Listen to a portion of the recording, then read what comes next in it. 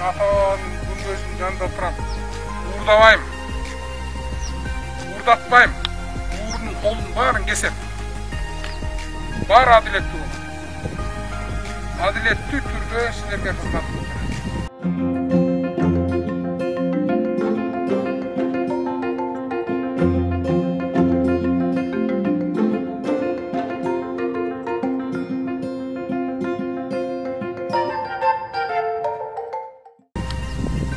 Колумдан келишинче, билимим жетишинче, эл менен, айыл-өкмөттөр менен, сиздер менен кеңешип, бардыгын татынакай кылып, колдон келишинче ушул элге кызмат